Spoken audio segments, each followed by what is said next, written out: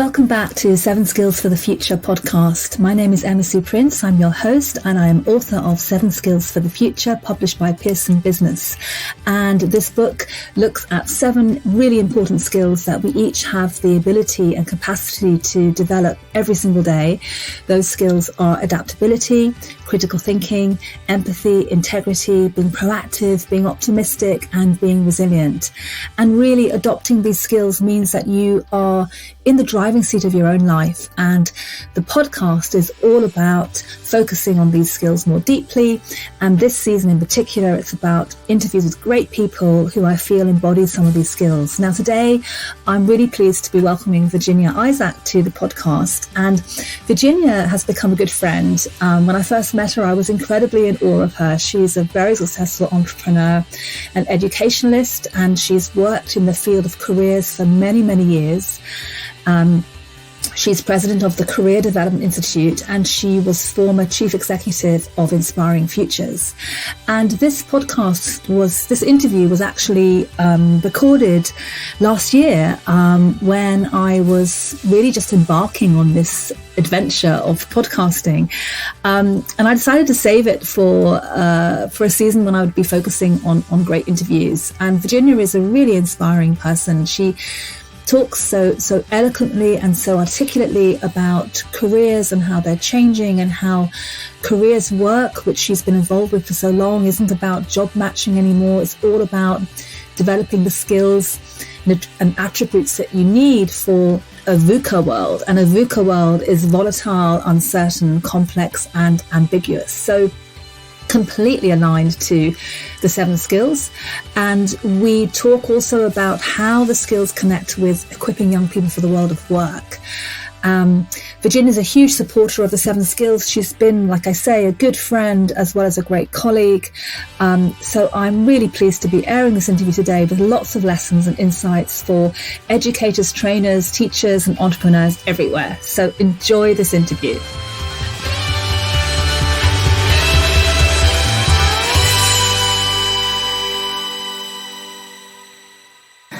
So I'm delighted to welcome my guest today, Virginia Isaac. Virginia has a long-standing career and expertise with career development. She was the former president of the Career Development Institute and also chief executive of Inspiring Futures. And I'm particularly interested to talk to Virginia today about her views in connection with career development and these particular skills. So welcome, Virginia, to the show. Thank you. So my first question is about you, really. How did you end up working in the field of careers? What's your story? Well, when I was young, I was always rather envious of people who seemed to find a career and stick to it, and they were on the career ladder, and I always felt rather inadequate because I suppose my career, if you can call it that, has been a more of the crazy paving variety. It does mean that I've covered a lot of ground, which I might hark back to. But when I was asked about 6 years ago if I would be interested in becoming chief executive of the Inspiring Futures Foundation, my first reaction was, well, I'm not a careers advisor, how can I? But then I looked back and realised that the whole variety of work and different things that I'd done and using different skills actually equipped me very well to be able to take on a very broad brief with regard to careers. And perhaps just to give you a flavour of the variety, although I was trained as a teacher and did some teaching, my career, and sometimes one puts that in inverted commas, spans self-sufficient farming in the Brecon Beacons. It includes setting up and running a water bottling factory, which was then very successful, Brecon Waters, then selling that out to a larger company. It included a spell in a medical business, and then going back into education with a government database of courses, and then working for UCAS, the Universities and Colleges Admissions Service, for 15 years actually, but in a variety of roles, and culminating in being interim chief executive there. Then went to the Quality Assurance Agency in higher education, and then on to Inspiring Futures. So a wide variety, and I suppose my reaction was, what would a careers advisor have told me? Because how could they have told me that these were all the completely different sorts of jobs that I would do? Yes. Wow, and that's a real testimony to being adaptable throughout one's working life. I didn't realise that, though, and I think a lot of young people, because I've worked mainly with young people, don't understand the skills they have and they can't articulate them. Yes. And I do remember when I was first involved in careers, sitting next to one of the great gurus in careers, actually, Tony Watts, and I sat next to him and I said, look, this is all very well, this careers malarkey, but nobody could have told me what I was going to do. And he said, no. He said, you're a very clear example of planned happenstance. Now, I haven't heard of planned happenstance either. It is something that careers advisors do learn on courses. So I said, well, what's that? And he said, well, you are bringing the same qualities to all your different jobs. Yes. And then he said, you're opportunistic, you're outgoing, you like people. And suddenly the penny dropped that it didn't really matter whether I was farming, or whether I was bottling water, or whether I was in education. I was bringing those qualities to each job, and that was a sort of a kind of wake-up moment, really. Understanding. I didn't need the hard skills. I had to learn about farming, had to learn about water bottling, etc., etc. But if one had that attitude to life, it makes a huge difference. Yes. And how would you define careers work today, given what you've just been saying? It's an interesting question. The problem is that there is a perception still, however hard, and particularly with the Career Development Institute, the CDI, we were fighting this all the time. There is a perception that careers work is all about job matching. And then people say, well, you can't possibly advise people on jobs because we don't know what the jobs of the future are going to be. And you say that is not the point. It is not about job matching or career matching anymore. The other disadvantage is they all say, oh, I had careers advice when I was young and it was a complete waste of time. And you say, well, why was that? And they say, oh, well, I was told I should be not that there's anything wrong with these careers, a taxidermist or a librarian, and actually now I'm a brain surgeon and all the rest of it. People just didn't seem to understand that careers guidance and advice is quite different from matching you to a job or career. So in terms of definitions, and this is something still the government doesn't seem to grasp, first of all, it's about people understanding themselves. Now, that's probably a big ask. Do any of us understand ourselves? Understanding their strengths, their weaknesses, their interests, their aspirations, their motivations, and what sort of values they have. Now, how possible that is, I don't know. But it's important that you know yourself, because otherwise, I mean, there was research the other day, I must check it out, that said something like 3/4 of people or 2/3 of people are unhappy in their jobs. I mean, that's massive. That is a lot. Because at the end of the day, unless you're very rich or married to somebody very rich, we all do need to have jobs and careers, and we have to earn money. And wouldn't it be better if you were working in an area that actually floated your boat, made you excited, etc. So the first step, I think, with careers work is all about self-understanding. And actually, I'm a great fan, although people again are a bit apprehensive about this, of interest questionnaires and even psychometric testing. And there are a whole range on the market. I mean, when I was at Inspiring Futures, we used the FutureWise one. But basically, this is helping people gather objective evidence about themselves. Now, interest questionnaires are all about their self-declared interests, but personality comes through, because personality is important, and then also things like verbal reasoning, numerical reasoning, very different from the maths in school.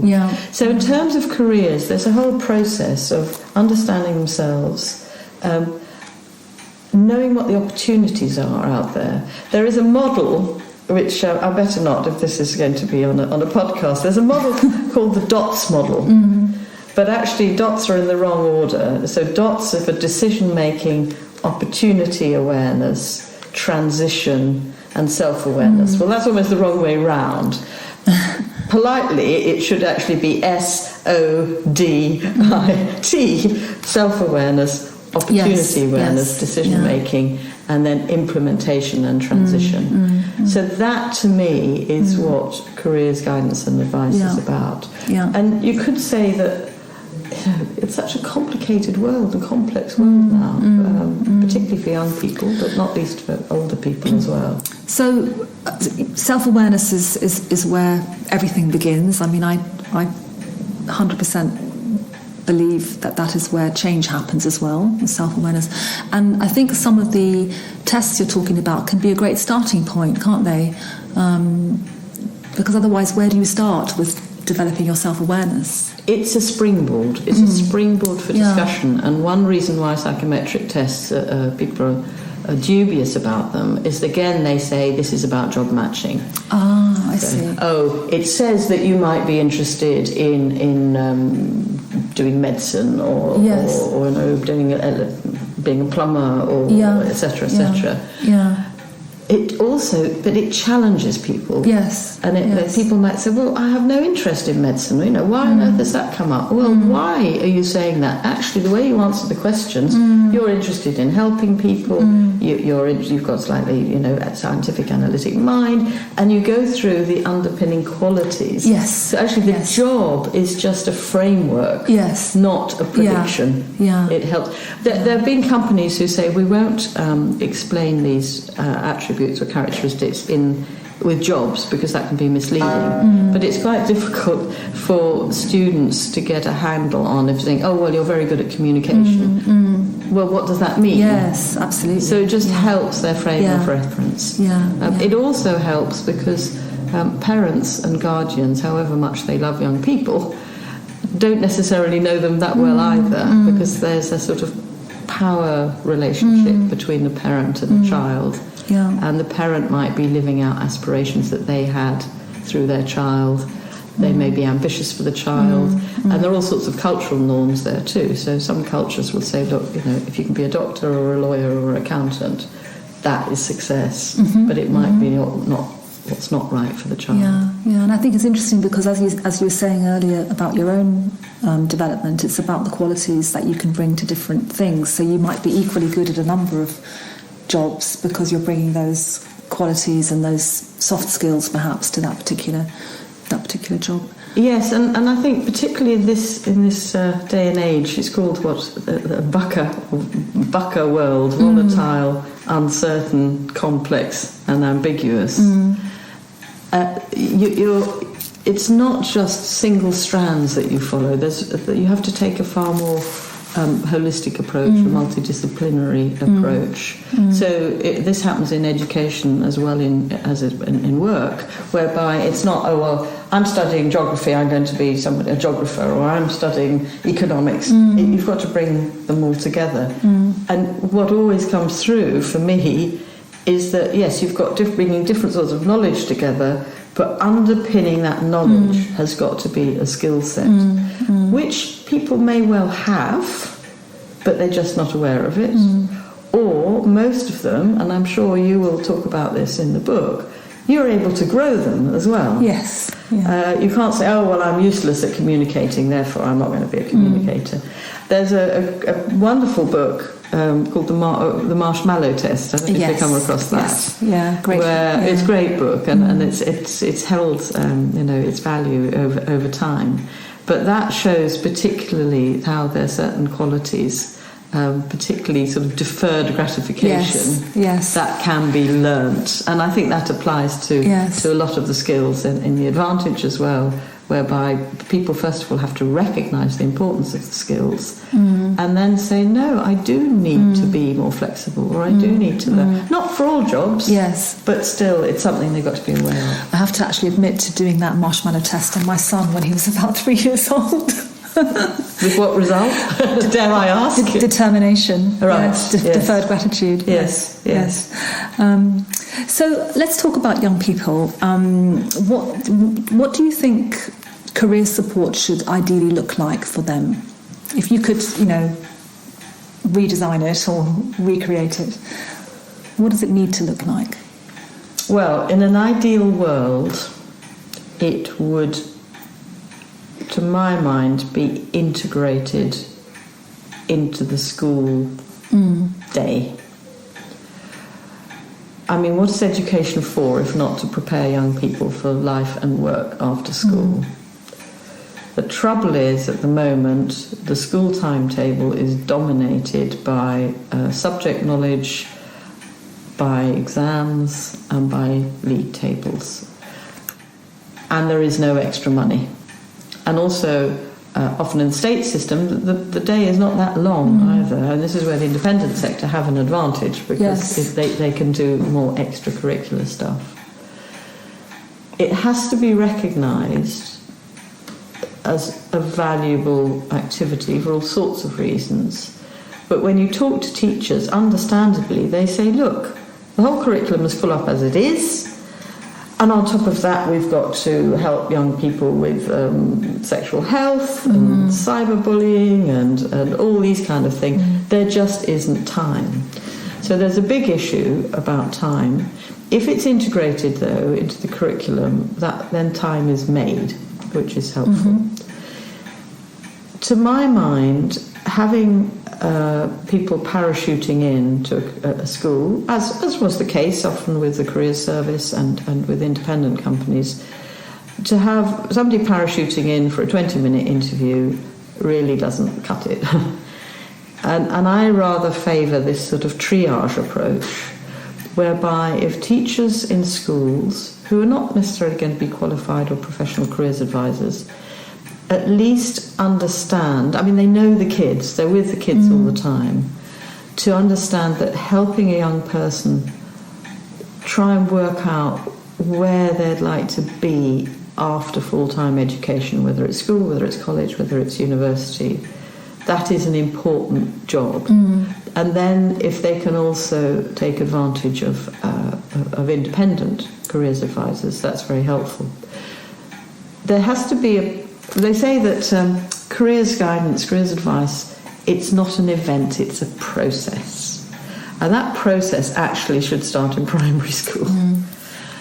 Because otherwise young people adopt these sort of stereotypical views. I mean, first of all, the whole gender thing, those jobs are for girls, those jobs are for boys. It's changing slightly, but still they're very focused on gender stereotypes.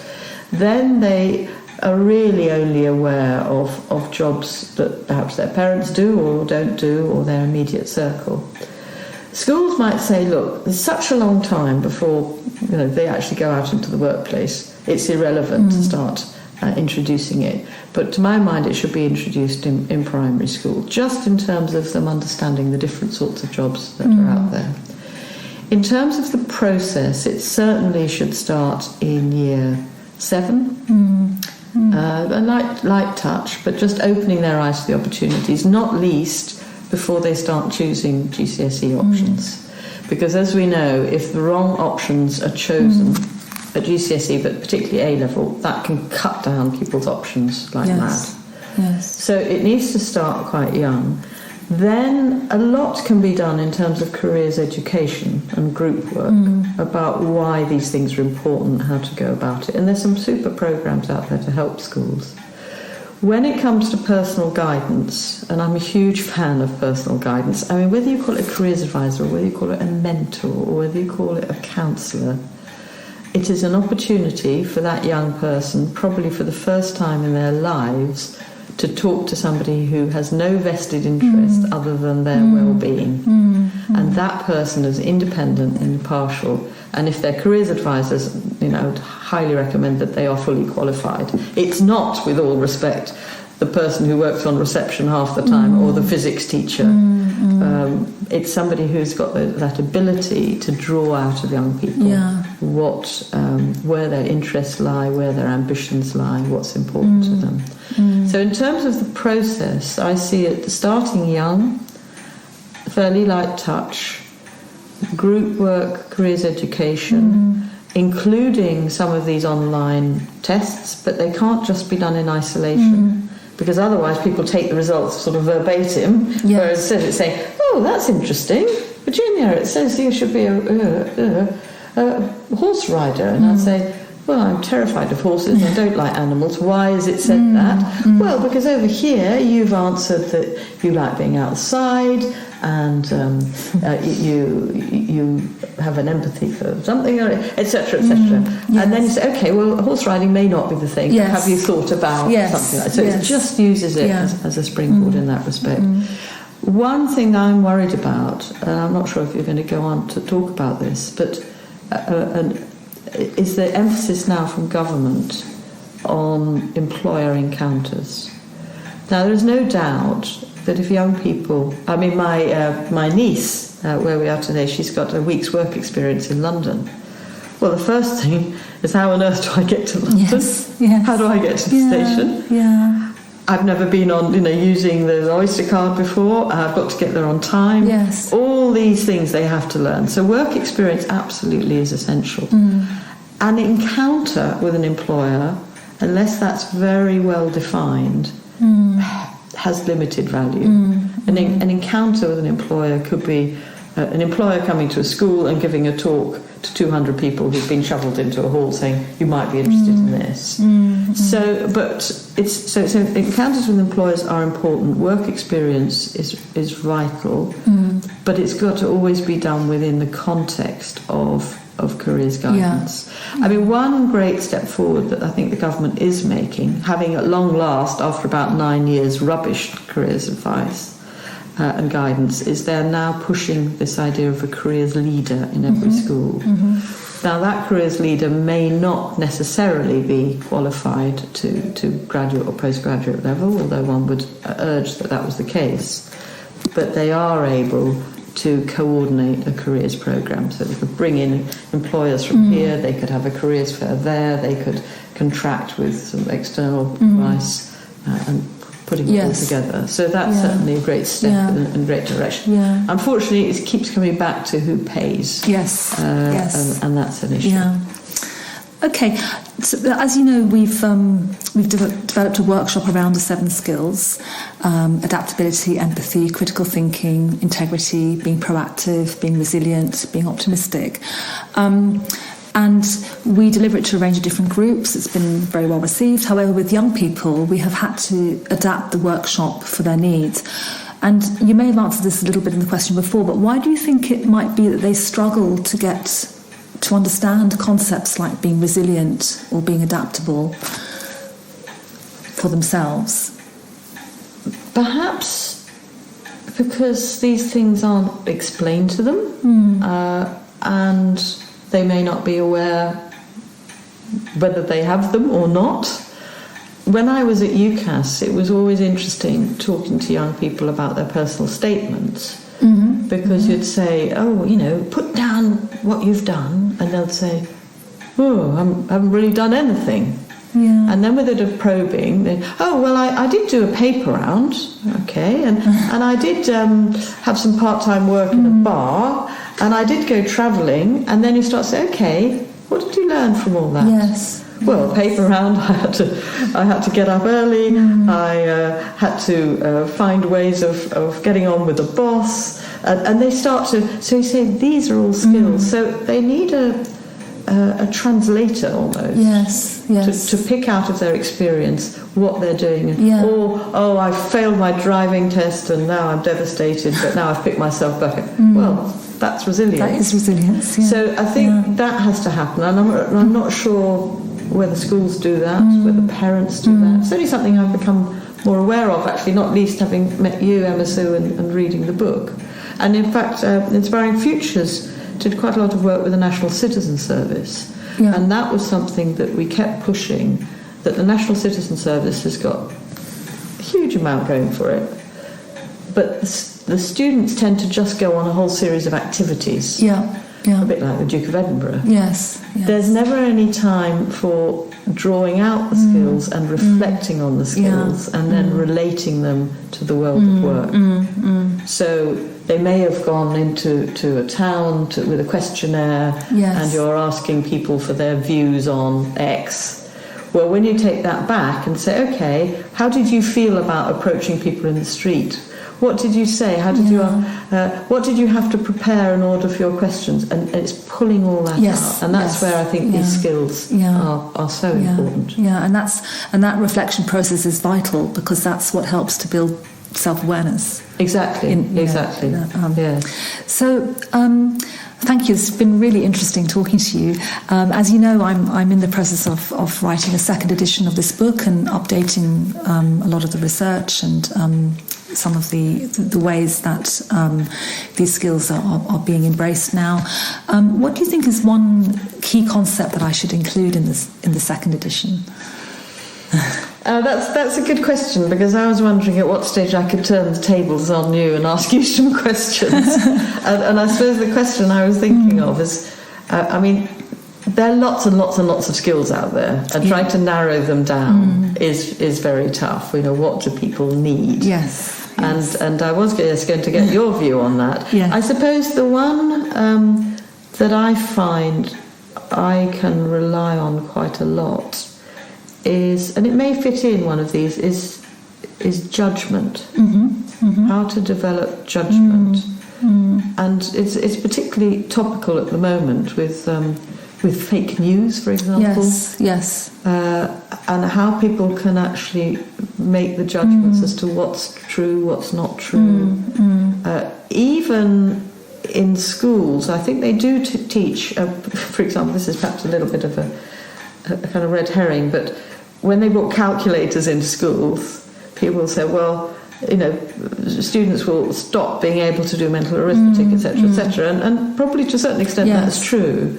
But the skill there is being able to judge whether the answer you've got makes sense or not. So if you're saying, oh, well, I'm going to do, 30 times 30, well, is that 90? Is that 900? Is that 9,000? Now, that's a different sort of judgment. Yes. And it may be that fits... Would you say that fits into your critical thinking? Yes, it's definitely been an increased focus of the critical thinking, because that's one of the key skills. So Pearson have also done some research into 2030 future skills of the future, and one of them is this ability to process information, process more information, be able to make decisions, be able to decipher, different types of information, because we're just overloaded with so much now. So I think we have the capacity in our brains to do that, but it is a matter of managing how we handle all the different things, news that comes in. And I think one of the things that's come out very much in writing the second edition is much more overlap between the skills. So, for example, something like mindfulness, or the practice of being present and mindful, was something I wrote a lot about in the empathy chapter, but actually it comes into critical thinking and being resilient, where you're not sort of reacting to everything.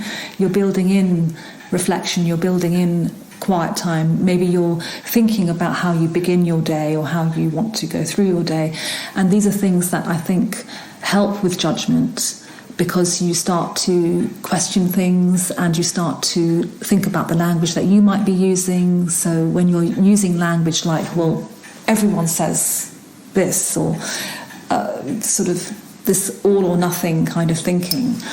So I think by sharpening some of those skills in simple ways, like how we use language, or how we begin our day, or whether we are mindful or not, can help with critical thinking skills, which I would never have thought when I first wrote the book.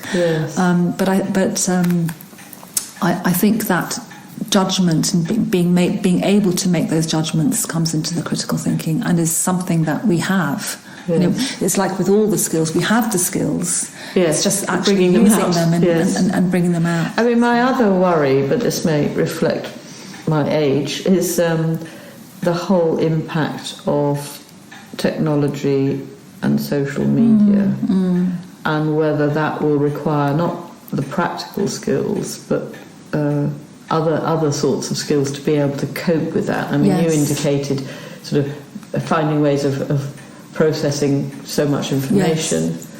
I always remember when at UCAS we did a survey as to which medium students used to gather information, and we said, a book or a radio or television or a computer, etc., etc. And the answers came back, in a week, that there were far more hours in a week than that they were doing stuff than actually in a week.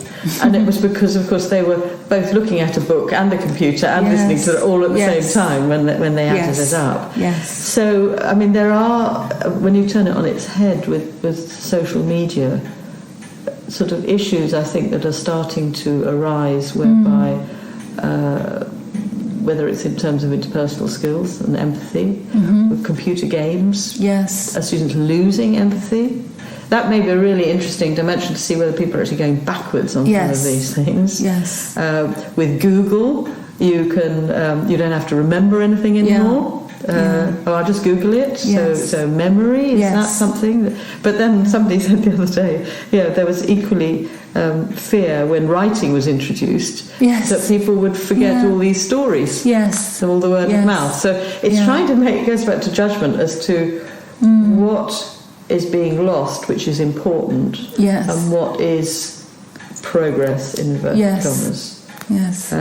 Understanding how to interact with the new world of artificial intelligence and robotics. I mean, presumably you have to try and bring these elements into. But I suppose the beauty is, I'm sure you'd say, these skills are appropriate regardless. They are, yes. Yes, so people to say, it's not relevant because the world has changed. It's not relevant because these jobs have gone. Well, where are they not needed? So have you got any other, or was that giving it away? Have you got other skills that you're going to bring in? Because it's nice to stick to the seven. Otherwise it gets too complicated. The seven are the seven, but definitely what's been creeping into this rewriting has been more about the overlap between them, and I certainly have written quite a bit about technology, and I've sometimes thought, am I writing about it too much? But actually it is very, very relevant, and we are learning, and I think we will continue to learn how to manage that technology and how to manage ourselves. But I always say it comes back to the one competitive advantage that we have is our uniqueness and our skills, and that will always be the case, no matter what job what job you're doing. The other relevance, of course, I mean, particularly integrity, empathy, optimism, can't really be done by a robot. No, exactly. Yes. Which is very important. I mean, critical thinking, perhaps the robot can do. I don't know. And these are very fundamental. It's the fundamental skills. That I think. And again, drawing on this research that Pearson did as well about the future of work. What it comes down to very strongly is that actually it is all about this. It's not necessarily even that jobs may change that much, but the skills that we use will, and these are the kinds of skills that we need to be able to do our jobs and be able to... The practical skills undoubtedly will change, but some of these soft skills, I suspect, I mean, they have to adapt to the new environment, but are more important than ever, really. I don't know if I told you before that my father was a very famous man, actually. Did I tell you this? No. He was somebody, in fact... that statue down there, that head, doesn't quite look like him, but it's one I'm going to take home with me. But he was somebody called E.F. Schumacher, and he wrote a kind of world bestseller called Small is Beautiful. And that was published 40 or 50 years ago, but it's still very current. And it's called Small is Beautiful, a study of economics as if people matter. So it's very people-centred. And he very much pushes the holistic nature, and we've touched on it before, the interdisciplinary, the multidisciplinary nature, bringing all these things together. But fundamentally, it does also come down to values and integrity. And he also wrote a number of other books, and one is, again, The Future of Work and how work can be meaningful. So if people find work that plays to their strengths, where they can use these skills, they're far more likely to be happy and fulfilled in their work than if they're doing something which is really quite alien to them, and they're just doing it to bring the money in, and they don't care. Yes. So all interesting stuff. Yeah. Well, thank you very, very much for your time. It's been fantastic talking to you, and I look forward to presenting you with a copy of the new edition when it comes out. Well, thank you, and I'm looking forward to it. So thanks a lot.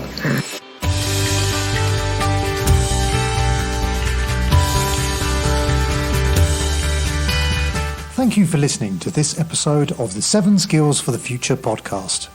You can find all of our episodes on Apple Podcasts, Spotify, or anywhere where podcasts can be found. If you want to make sure that every new episode ends up on your phone, all you need to do is hit the subscribe button. And while you're there, why not give us a 5-star review so more people can find out about the show? If you'd like to stay in touch or send in one of your questions for Emma Sue, then go to Unimenta on Twitter, 7 Skills for the Future on Instagram, or at unimenta.com. We'd love to hear from you. And of course, there's the book, 7 Skills for the Future, available at booksellers everywhere.